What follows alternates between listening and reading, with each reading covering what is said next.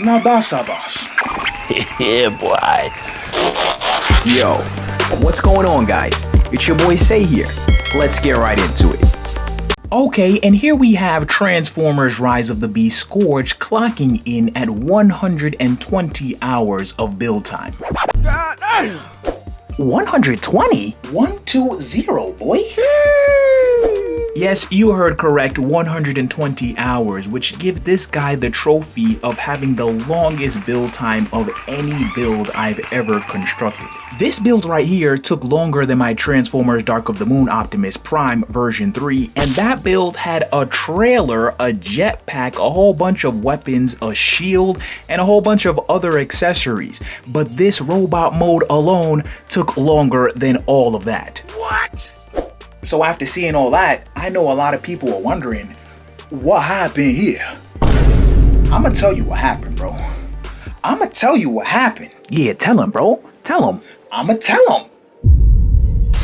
So what happened was Scourge's design is just on some next level joint, bro. Okay, like I'm not even gonna hold you. His design is just so complex and convoluted because he turns into this giant heavy duty truck in his vehicle mode, but then his robot mode doesn't really have any of those truck mode parts prevalent except for maybe the wheels, which kind of hide in his knees, and the grill or the front portion of the truck, which sits on his chest. But pretty much everything else is kind of just hidden. And on top of all that, Scourge has a very slender design, so there's not much room to hide things on his body. And initially I tried to build this guy like my Transformers 2007 Optimus Prime, since they transform into similar trucks, but it just doesn't work. That transformation sequence that I use for the Primes just doesn't really work so well with this R.O.T.B Scourge design because of all those things that I mentioned. So I had to come at this guy from a completely different angle, and even after all of that, I still wasn't able to get the whole truck on his body cleanly. I actually have to parts form this guy just a tiny bit. The front wheels and the front mud guards here actually come off during transformation and sit on the side, but they actually are still used because they transform into a custom designed forearm blade that I created. So okay, you know, we took a little bit of an L there having to parts form, but at least they make his robot mode look a lot cooler, and I opted to take out that dual-sided forearm blade that he sports in the movie and just replace them with these new ones that I designed. Oh. That's some pretty top tier thinking, bro. Not even gonna lie. Like, it is, but it isn't. You feel me? No, that's facts. That's big facts, bro. Because it got a parts form, but then at the same time, it turned into something better anyway. Now, like I was saying before, I had to come at this guy from a completely different angle. And for those of you guys that also build Lego Transformers, y'all already know you gotta be knowing these angles out here, bruh. Like, you can't just build every Lego Transformer the exact same way, even if they transform into the exact same thing. Huh? Now, for those of you guys that don't know, this is actually my second attempt at trying to build Transformers Rise of the Beast Scourge. I built the first one about a year ago, and it looked good from the front, but the stability and the kibble management was, it was a bit, No, it's okay. It's okay. You see, mentally, I hadn't evolved yet to understand how to use these new angles in order to build six-wheeler Lego Transformer trucks without at the same time having horrible cable management and stability. So I said, okay, boom. First issue is we're gonna get these wheels to hide behind the legs because, like I said before, Scourge doesn't really have much of his truck mode parts showing in his robot mode, and the wheels are kind of like embedded within his knees. Now, we are not in the business of embedding wheels within knees out here on this channel yet, okay? That's next level. I'm not even gonna hold you. So instead, I just made it so that the wheels flip behind the legs so they're at least not visible from the front like how they were with that first version. That's angles. Then in order to help this guy actually stand up because he's so top heavy, I added some finger clip pieces at the back of his heels here that actually tilt in a little bit in his robot mode, pushing him forward to counteract the kibble which is on the upper portion of his back here. But that is not the only thing that is preventing this guy from falling backwards due to this kibble here. I also engineered the waist in such a way that it actually tilts forward as well. So a lot of counterbalancing is going on here with this back kibble. His body is leaning forward at certain points, and then the weight of the kibble is pulling it back, allowing him to balance right in the middle there. Das angles. Now, believe it or not, this is actually the front nozzle of the truck. Minus the wheels, which turn into the blades when you attach the bionicle piece, this is almost the entire front nozzle. The other front portion of the truck, which would be the grille, actually manages to get onto the front of his chest right here. That's not possible. Oh, but you see, it actually is once you understand the angles.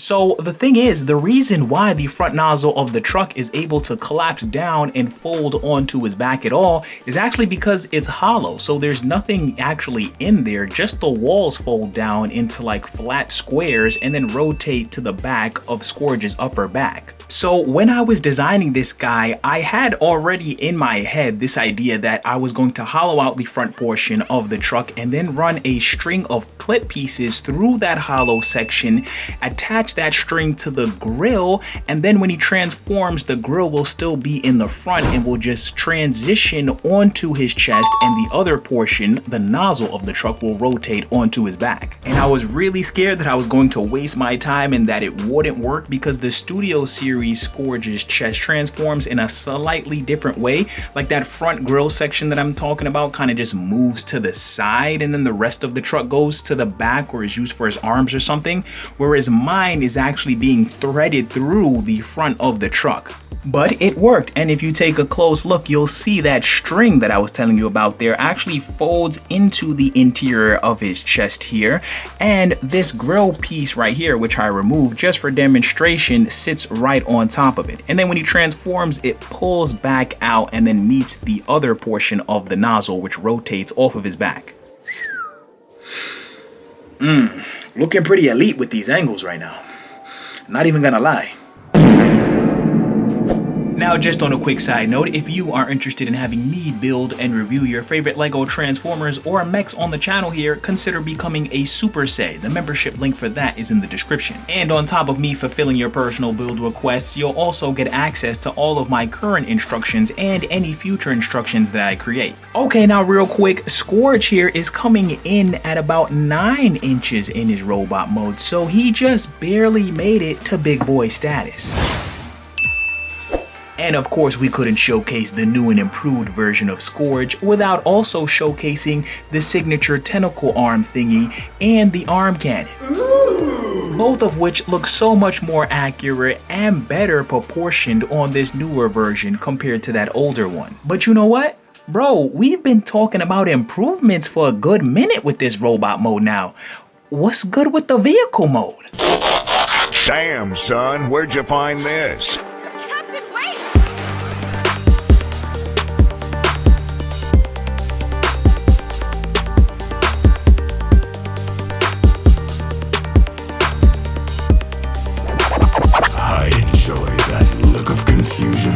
When an inferior being meets a higher power.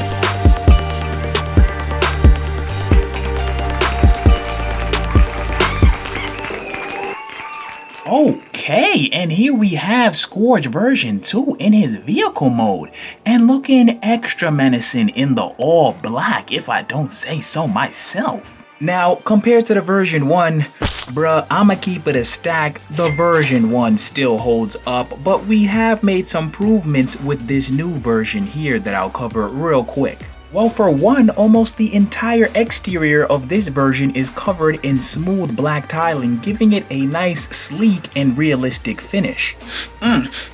Delicious. Then we've got the fixed and rebalanced proportions along with the chains that hang off the back that actually transform along with the truck. So none of the chains on this guy actually get completely removed during transformation. What happens is one side, specifically this one for the back chains here, actually untabs. I transform a large section of this guy, and then once I get the arms transformed, this section of the chain here wraps around the smokestacks and then tabs onto the bottom stud right here. So if you take another look back at the shoulders of that robot mode, that chain that you see hanging off the shoulders there is actually this exact chain here. And the same thing goes for the chest, just one side untabs. These bars and grills here actually rotate around a little bit, and then once they're in their correct position, the chain just tabs back on. Now, like I said before, the vehicle mode on that version 1 still holds up, so there's not much in terms of improvements besides some smaller details in those other things that I mentioned. I will tell you though that my favorite improvements are the addition of the mirrors and these 1x2 bars here that are on the front portion of the nozzle and the side of the truck right there. But you know what? Scourge is not the only Transformer from Transformers Rise of the Beast that I've updated.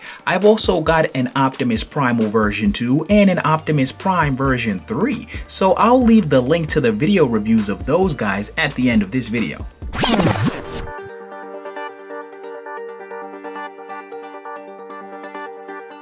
The torch will be carried on. The Titans will be eradicated.